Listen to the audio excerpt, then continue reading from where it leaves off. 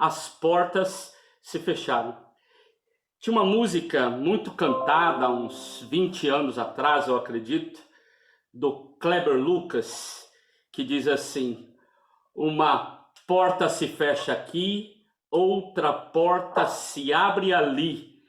Eu queria dizer assim: algumas portas se fecham aqui, muitas janelas se abrem ali. Ou seja, esse fechamento das portas físicas fizeram com que nós aprendêssemos a trabalhar com janelas, que são as janelas da internet, as janelas desse mundo virtual, as janelas que nós não estávamos acostumados com ela. Nós tínhamos até medo, muitos de nós tínhamos medo do uso da internet. Aproveito aqui a presença do pastor Nicanor, porque ele foi um grande defensor da educação teológica por EAD, mas o que ele enfrentou de resistência com pessoas que tinham dificuldades e até minimizavam a questão da educação teológica EAD, e ele lutou muito. Eu presenciei em alguns momentos e sei que em muitos outros lugares, ou seja, o uso da janela. E nós estamos aprendendo meio que na marra a nos relacionarmos por essa janela, esse olhar pela janela. E pensando nisso, eu trouxe aqui na minha mente um texto que se encontra em Mateus, capítulo 6. E eu gostaria de fazer a leitura de 2 versículos apenas. Mateus, capítulo 6, e fazer a leitura de apenas 2 versículos, 22 e 23. Diz assim o texto bíblico: os olhos são a lâmpada do corpo. Se os teus olhos forem bons, todo o seu corpo será cheio de luz. Se, porém, os teus olhos forem maus, todo o seu corpo estará em trevas. Portanto, se a luz que existe em você são trevas, que grandes trevas serão. Vamos orar? Deus querido, Deus de amor, obrigado por este momento de reencontro para alguns, momento de nos unirmos, ainda que virtualmente, mas enquanto um só corpo, um grupo que acredita verdadeiramente na tua palavra, nos ensinamentos que dela vêm a cada um de nós. Por isso, inspira teu servo que vai falar, inspira teus servos e servas que irão ouvir, e que neste momento de reflexão, todos nós sejamos ricamente abençoados. Nós assim oramos crendo, oramos em nome de Jesus. Amém. Tem uma frase que é muito conhecida. Alguns dizem que é de Leonardo da Vinci, mas não se tem certeza. Mas na hora que eu começar, quem sabe você vai até completá-la. Diz assim: os olhos são a janela da alma. Não é isso? E o espelho do mundo. Não sabemos se é do Da Vinci ou não. Tem muita fake news. Há uma outra frase também que eu gostaria de destacar. Essa é do Talmud, um livro religioso dos judeus, que diz assim: não vemos as coisas como elas são, vemos como nós somos. O nosso jeito de olhar para as coisas. E uma terceira frase.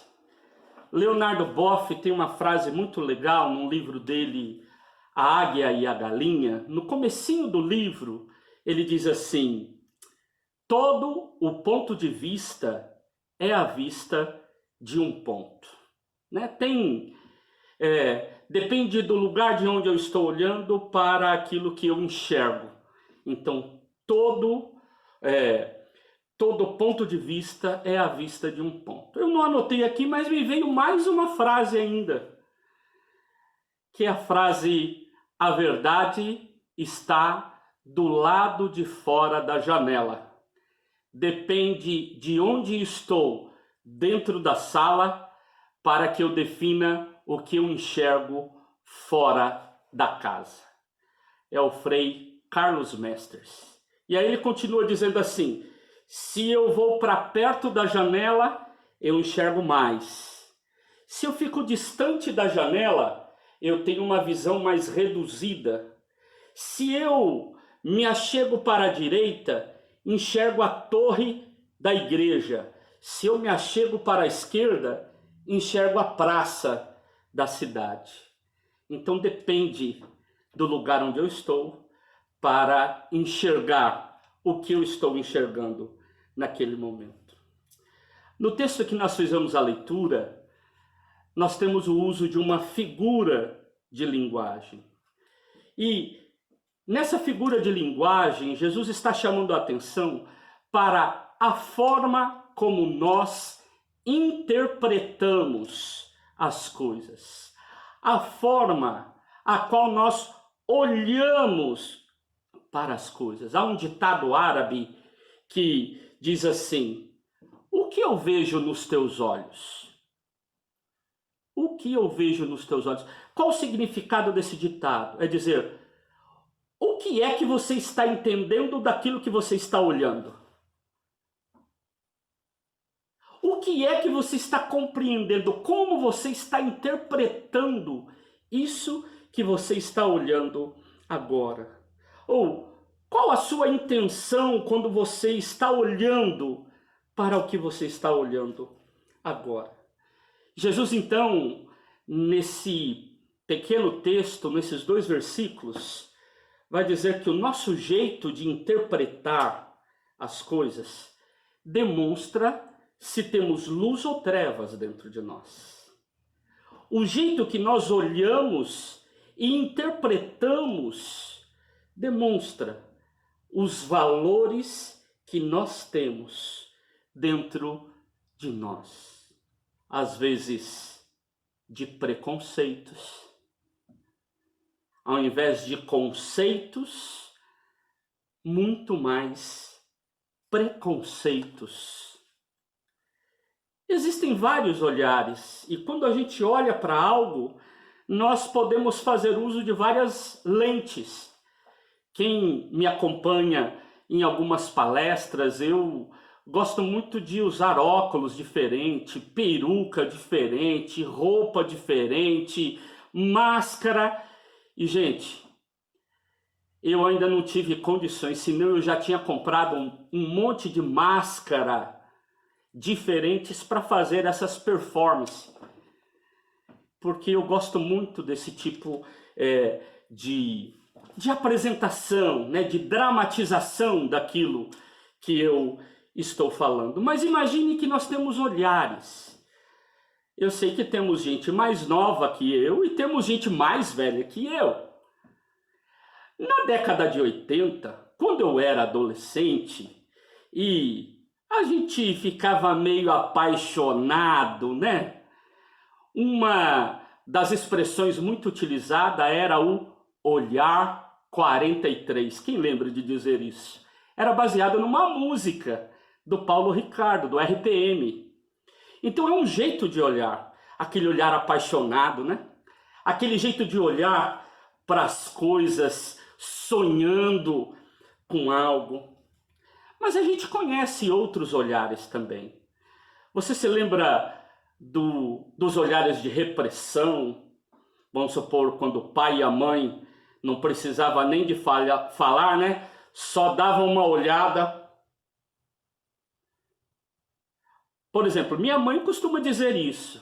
Ah, quando o meu pai olhava para nós, a gente já sabia o que fazer.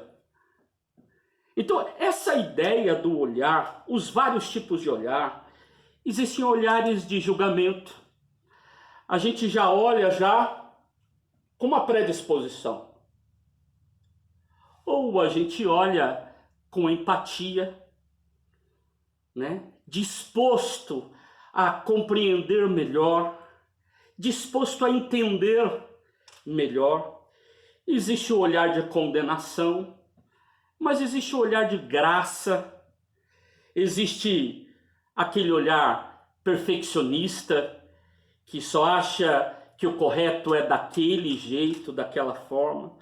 Existe o olhar compreensivo, que consegue entender, não está sendo, não foi do jeito que eu imaginei, mas é assim. Existe o olhar da fé, existe o olhar da incredulidade, o olhar da esperança, o olhar do desencantamento. Muitas palavras, às vezes, que faz parte do nosso cotidiano. Ouve-se muito falar em reencantar, ou seja, a ideia de que alguma coisa já encantou, mas não tem encantado mais. Essa palavra pode ser usada de uma forma preconceituosa, de ideia de encantamento, de magia, então aquilo, mas eu quero usar no sentido de algo que nos empolgou, de algo que nos deu força, de algo que nos deu paixão e de repente sumiu. E aí a gente precisa de que isso seja realimentado. Existem olhares de extremismo, de intolerância, e existem olhares de tolerância. Olhar egoísta, olhar amoroso. Por que eu estou levantando tudo isso?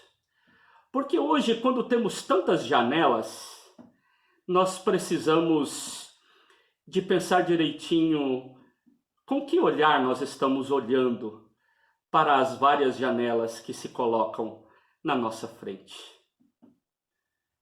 A gente não tem mais o espaço da convivência física, então é lá no WhatsApp que a gente tem uma janelinha se abrindo e alguém colocando algo.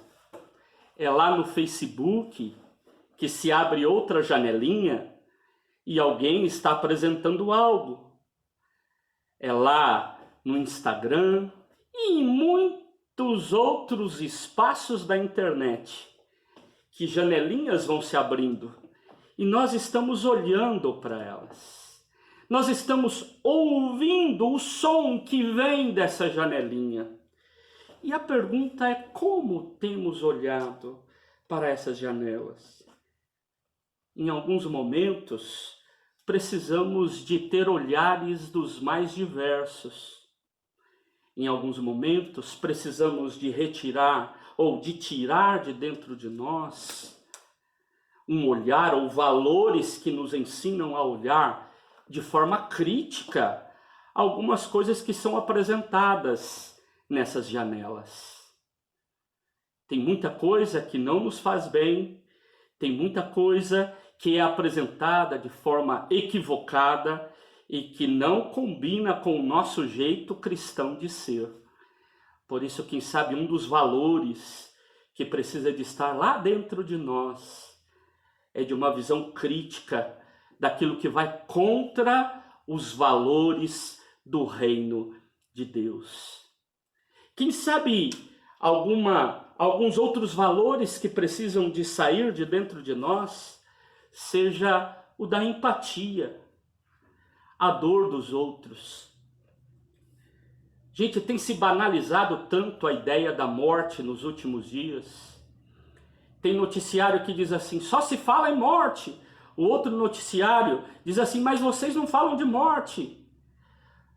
Morte hoje tem sido tratado como número. Já morreram tantos, agora não morreram. Veja o gráfico, olha agora.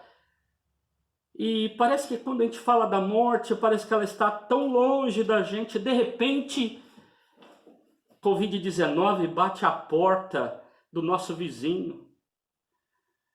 Hoje nós recebemos a notícia que o esposo de uma das nossas alunas, e que foi participou da sua tutoria, Nicanor, o esposo da Milena, que é enfermeiro, hoje ele chegou em casa depois do plantão com febre e muita dor de cabeça. ele está em isolamento já e vai fazer o exame amanhã. Hoje não estava aberto o local de exame lá do hospital.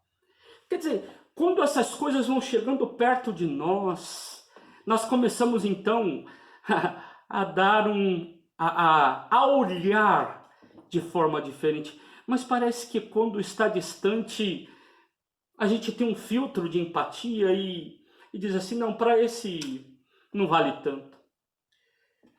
Hoje já se tem protocolo, se discute protocolo de que quando de verdade colapsar os hospitais e tiver que escolher entre o paciente X e o paciente Y, você já terá protocolo de quem merece o respirador, um na frente do outro.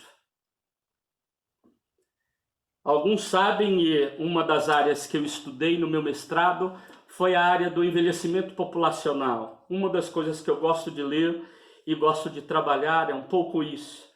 E o que a gente vê é que há uma exclusão clara da velhice neste momento. Ou seja, é como se a vida do mais velho valesse menos que a vida do mais novo. E a pergunta é, onde que a gente encontra uma defesa para a ideia de valor, de que vida tem mais valor? Quais são os olhares que nós temos? Nós temos dentro de nós valores que pré-determinam aquilo que a gente quer enxergar. Quer ver um exemplo? Já ouviu falar em visão seletiva? Olhar seletivo? Não sei se com você já passou isso alguma vez, né? Quando você diz assim, nossa, eu queria comprar um carro da marca X. De repente você só começa a ver esse carro na rua. Mas tanta gente tem esse carro. Você quer comprar um aparelho eletrônico? Parece que todo lugar que você olha, aquilo ali está presente, né? Quando o casal engravida, de repente começa a ver em tudo quanto é lugar, parece que tem loja para grávida, tem loja de bebê, tem móveis de bebê.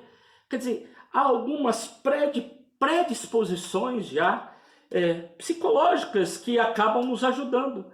E muito está ligado àquilo que nós damos importância, aquilo que tem dado sentido à nossa vida. Há um autor, Viktor Frankl, que ele trabalha muito a ideia do sentido. Ele foi alguém que sobreviveu àqueles espaços difíceis de morte dos campos de concentração. Ele trabalha muito essa ideia de dar sentido à vida. Aquilo que nos sustenta é a busca pelo sentido da vida. Diferente dos outros seres da natureza que, vamos imaginar, o gato, o pombo e outros seres, eles seguem aquilo que é natural, aquilo que faz parte da sua natureza. Por isso, ele come aquilo que faz parte da sua natureza.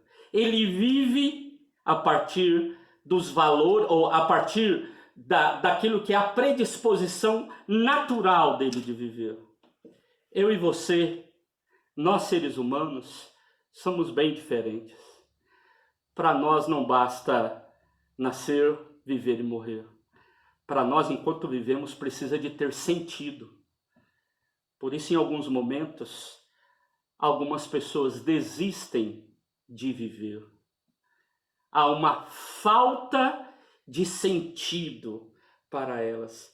Nesse tempo de pandemia, um dos olhares que tem muitas vezes marcado a caminhada das pessoas é do medo, é o sofrimento, é a angústia.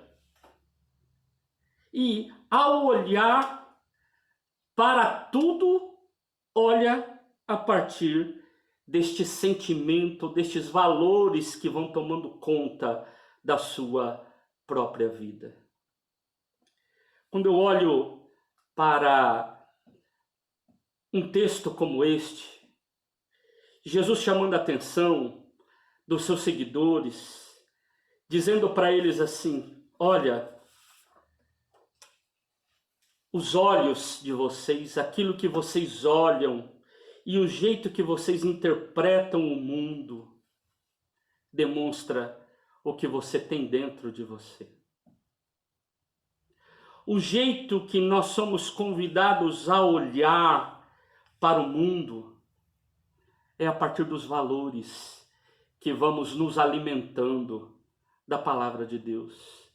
Por isso, ligando, conectando estes versículos a Mateus capítulo 12, versículos 34 e 35, Jesus usa uma outra figura de linguagem também, dizendo assim: a boca fala do que está cheio o coração. A pessoa boa tira do tesouro boas coisas, mas a pessoa má do mau tesouro tira coisas más. Depende muito dos valores que estão dentro de nós. Nestes momentos de fechamento, de introspecção, nesses momentos de solidão, que aí nós podemos transformar em solitude, ou seja, solidão é quando o ficar sozinho nos faz mal, nos traz sentimentos ruins. Solitude é quando o momento em que ficamos sozinhos, nós conseguimos aproveitar este tempo como um tempo de reflexão, um bom tempo para a vida da gente. Que neste tempo de quietude, de ficarmos sozinhos, consigamos nos alimentar através dos nossos olhos, nas muitas telinhas de coisas boas que nos fortifiquem. Possamos nos fortificar, fortalecer, trazer valores para dentro da nossa vida, pautados por essa palavra, a palavra de Deus. Que neste tempo de quietude, a minha forma e a sua forma de olhar para o mundo seja a de um cristã, de alguém que teme ao Senhor e que sabe que somente dele nós teremos forças para atravessar este momento difícil da história. Não vivemos um tempo fácil. A gente não tem resposta para o que virá depois disso. Vejo muita gente tentando falar sobre pós-pandemia, o que virá pós-pandemia, teremos o novo normal, teremos... A minha formação, além de teologia, é em história. Uma coisa que eu aprendi é o seguinte: a gente não consegue prever futuro. A gente tem dificuldades. A gente pode ter algumas ideias, mas a gente não sabe direito. Como vai ser o mundo pós-pandemia, não sabemos. Hoje a gente vive um tempo de suspensão. Algumas coisas que a gente estava tão eufóricos e correndo, de repente para. Pum. Suspensão em tudo. A gente está esperando como é que a gente vai voltar. Sabe que eu tenho medo da gente achar que a gente vai voltar muito diferente e de repente a gente volta do mesmo jeito.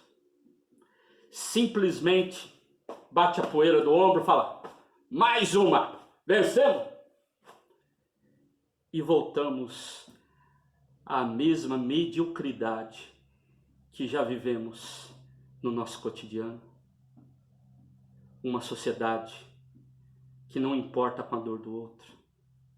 Eu gostaria de terminar trazendo a vocês algo que eu gosto muito de compartilhar. Alguém já viu, algumas pessoas já até viram, né? E para mim isso, conseguem ver tudo? Nesse tempo de pandemia, eu quero dizer para você que nós consigamos de verdade, nos momentos de solitude, nós consigamos abrir nosso coração diante de Deus. E abrindo nosso coração diante de Deus, possamos experimentar de verdade a experiência maravilhosa de um tempo de oração. Esse tempo de comunhão com Deus, de oração, que nos permite a receber o alimento como ovelhas deste grande pastor, receber o alimento para viver bem nos tempos difíceis.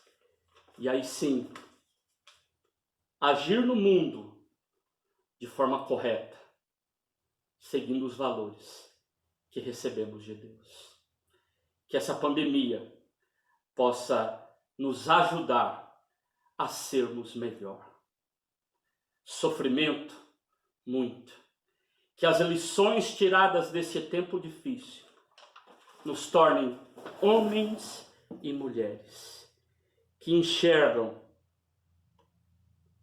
com as lentes dos valores do reino de Deus que estão internalizados em nós. Que Deus te abençoe, em nome de Jesus. Amém.